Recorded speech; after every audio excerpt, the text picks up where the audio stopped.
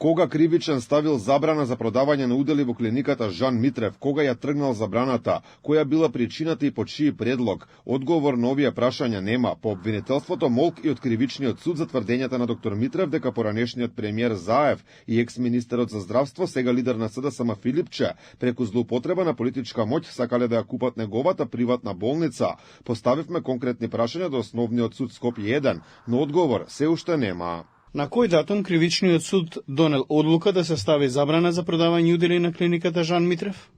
На кој датум кривичниот суд донел одлука да се тргне забраната за продавање удели на клиниката Жан Митрев?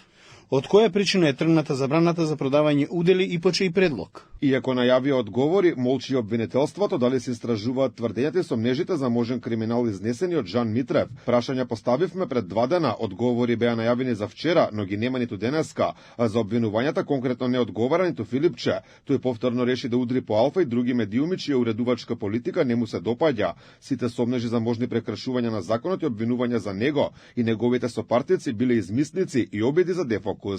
Објавуваат лага на Жан Митрев на Алфа ТВ.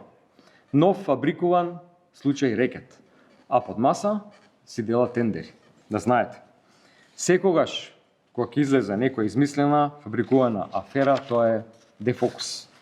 Секогаш кога ќе прочитате текст од кујните на ВМРО, вие почитувани граѓани, треба знаете дека се случува уште една голема плячка за вашиот грб.